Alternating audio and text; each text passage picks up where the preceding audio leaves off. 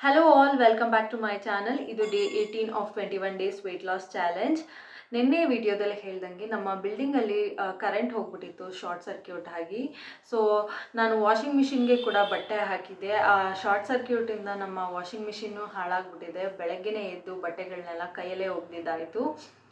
ಬಟ್ಟೆಗಳೆಲ್ಲ ಒಗೆದು ಮನೆ ಕೆಲಸನೆಲ್ಲ ಆಲ್ಮೋಸ್ಟ್ ಮುಗಿಸಿ ಪೂಜೆ ಕೂಡ ಮುಗಿಸ್ಕೊಂಡು ಈಗ ನಾವು ಬ್ರೇಕ್ಫಾಸ್ಟ್ ಟೀ ಎಲ್ಲನೂ ಮುಗಿಸ್ಕೊಂಡು ಪಾಪು ಬರ್ಡೇ ಫೋಟೋಶೂಟ್ಗೆ ನಾವು ಹೋಗಬೇಕು ನಾಳೆ. ಸೊ ಎಲ್ಲ ಬಟ್ಟೆಗಳನ್ನ, ಸ್ಲಿಪ್ಪರ್ಸು, ಸಾಕ್ಸ್, ಹೇರ್ ಬ್ಯಾಂಡ್, ಆ್ಯಸಸರೀಸ್ ಇದನ್ನೆಲ್ಲ ಶಾಪ್ ಮಾಡೋಣ ಅಂತ ಹೋಗಿದ್ವಿ. ನಾವು ಒಂದು ಥೀಮ್ ಇಟ್ಕೊಂಡು ಫೋಟೋಶೂಟ್ ಮಾಡಿಸ್ತಾ ಇದ್ವಿ.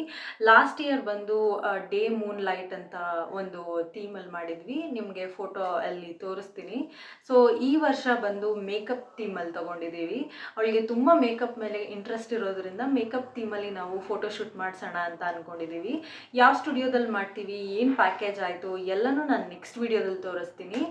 ಇಫ್ ಅವ್ರೇನಾದರೂ ಪರ್ಮಿಷನ್ ಕೊಟ್ಟರೆ ನಾನು ನೆಕ್ಸ್ಟ್ ವಿಡಿಯೋದಲ್ಲಿ ತೋರಿಸ್ತೀನಿ. ಸೊ ಇವತ್ತಿನ ದಿನ ಹೇಗೋಗುತ್ತೆ ಅಂತ ನೋಡ್ಕೊಬನ್ನಿ. ಇನ್ನೂ ಯಾರೆಲ್ಲ ನನ್ನ ಚಾನಲ್ಗೆ ಸಬ್ಸ್ಕ್ರೈಬ್ ಆಗಿಲ್ಲ ಅವರೆಲ್ಲ ಸಬ್ಸ್ಕ್ರೈಬ್ ಮಾಡ್ಕೊಂಡು ನೋಡಿ ವಿಡಿಯೋನ. ಯಾರೆಲ್ಲ ಸಬ್ಸ್ಕ್ರೈಬ್ ಆಗಿದ್ದೀರಾ ಅವ್ರಿಗೆಲ್ಲ ತುಂಬಾ ಥ್ಯಾಂಕ್ಸ್. ನಿಮ್ಮ ಸಪೋರ್ಟ್ ಹೀಗೆ ನನ್ನ ಮೇಲೆ ಇರಲಿ ಅಂತ ಕೇಳ್ಕೊತೀನಿ. ಹಾಗೆ ಐ ಹೋಪ್ ಇಲ್ಲಿವರೆಗೂ ನನ್ನ ವಿಡಿಯೋಸ್ ಏನೇನು ಹಾಕ್ತಾ ಇದ್ದೀನಿ ಪ್ರತಿಯೊಂದು ವಿಡಿಯೋ ಡೇ 1ಇಂದ ಇಲ್ಲಿವರೆಗೂ ನಿಮಗೆ ಇನ್ಫಾರ್ಮೇಟಿವ್ ಆಗಿದೆ ಅಂತ ಅನ್ಕೋತೀನಿ. ನಿಮಗಿನ್ನ ಏನಾದರೂ ಒಳ್ಳೆ ಕಂಟೆಂಟ್ಸ್ ನಿಮಗೆ ಗೊತ್ತಿದ್ರೆ ನನಗೆ ಸಜೆಸ್ಟ್ ಮಾಡ್ಬೋದು ಕಮೆಂಟಲ್ಲಿ ನೀವು.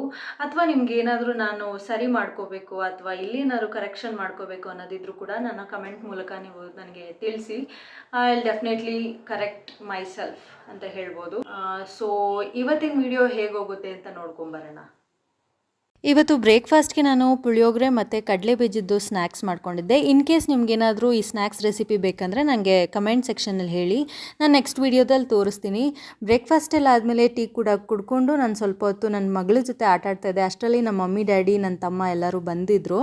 ಅವ್ರ ಜೊತೆ ಎಲ್ಲ ಟೈಮ್ ಸ್ಪೆಂಡ್ ಮಾಡಿ ದಿನ ಹೇಗೋಯ್ತು ಅನ್ನೋದೇ ಗೊತ್ತಾಗಲಿಲ್ಲ. ನನ್ನ ಮಗಳಿಗಂತೂ ಮನೆಗೆ ಯಾರಾದರೂ ಬರ್ತಾರೆ ಅಂದರೆ ತುಂಬಾ ಖುಷಿ ಮತ್ತು ಎಕ್ಸೈಟ್ಮೆಂಟಲ್ಲಿ ಇರ್ತಾಳೆ. ಅವಳಿಗೆ ಒಬ್ಬಳೇ ಇರ್ತಾಳಲ್ಲ, ಅಂದರೆ ನಮ್ಮಿಬ್ಬರ ಜೊತೆನೇ ಇರ್ತಾಳಲ್ಲ.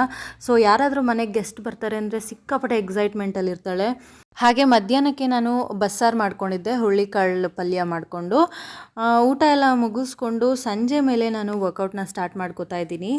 ಯೂಶ್ವಲಾಗಿ ನಾನು ಮಾರ್ನಿಂಗ್ ಟೈಮ್ ವರ್ಕೌಟ್ ಮಾಡ್ತಾಯಿದ್ದೆ, ಬಟ್ ಈ ಪೀರಿಯಡ್ಸ್ ಟೈಮಲ್ಲಿ ಸಂಜೆ ವರ್ಕೌಟ್ ಮಾಡೋಕ್ಕೆ ಸ್ಟಾರ್ಟ್ ಮಾಡಿದ್ಮೇಲೆ ನನ್ನ ಮಗಳಿಗೂ ಒಂದು ಸ್ವಲ್ಪ ಆಟ ಆಡ್ದಂಗೆ ಆಗುತ್ತೆ ಅಥವಾ ಎಕ್ಸಸೈಸ್ ಮಾಡ್ದಂಗೆ ಆಗುತ್ತೆ, ನನ್ನ ಜೊತೆ ಪರ್ಸ್ನಲ್ ಟೈಮ್ನ ಸ್ಪೆಂಡ್ ಮಾಡ್ದಂಗೆ ಆಗುತ್ತೆ ಅಂತ ನಾನು ಆದಷ್ಟು ಈವ್ನಿಂಗೇ ಮಾಡೋಕ್ಕೆ ಟ್ರೈ ಮಾಡ್ತೀನಿ. ಸೊ ದಟ್ ಅವಳಿಗೂ ನನ್ನ ಜೊತೆ ಎಂಗೇಜಿಂಗ್ ಆಗಿರ್ಬೋದು ಅಂತ.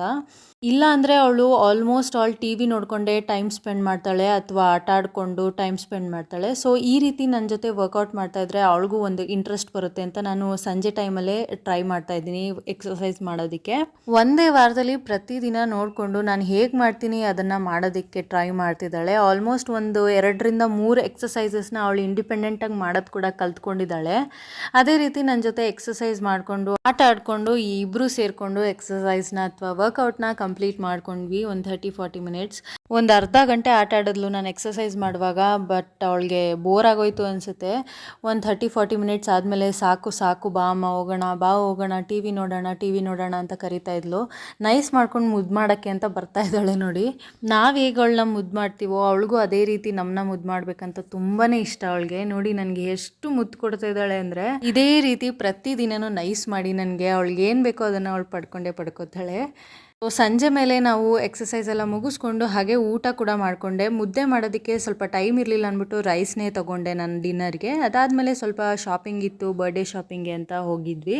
ಇಲ್ಲೇ ನಮ್ಮ ಮನೆ ಹತ್ರನೇ ಸ್ವಲ್ಪ ದೂರದಲ್ಲೇ ವೆಂಕಟೇಶ್ವರ ಗಾರ್ಮೆಂಟ್ಸ್ ಅಥವಾ ಟೆಕ್ಸ್ಟೈಲ್ಸ್ ಅಂತ ಏನಿದೆ ಅಲ್ಲಿ ಹೋಗಿದ್ವಿ. ಅಲ್ಲಿ ಬ್ರ್ಯಾಂಡೆಡ್ ಬಟ್ಟೆಗಳೇ ಕಡಿಮೆ ರೇಟಿಗೆ ಸಿಗುತ್ತೆ ಅಂತ ಹೇಳ್ತಾರೆ, ಅದಕ್ಕೆ ಅಂತ ಹೋಗಿದ್ವಿ. ಬಟ್ ಅಲ್ಲಿ ಡೈಲಿ ಯೂಸಿಗೆ ಬಿಟ್ಟರೆ ನಮಗೆ ಹೊರಗಡೆ ಹಾಕೊಂಡು ಹೋಗೋದಕ್ಕೆ ಚೆನ್ನಾಗಿರೋದಿಲ್ಲ, ಹಾಗೆ ಕಲೆಕ್ಷನ್ಸು ಏನು ಅಷ್ಟೊಂದು ಇರೋದಿಲ್ಲ. ಇದಾಗಿತ್ತು ನನ್ನ ಇವತ್ತಿನ video. Thank you for watching.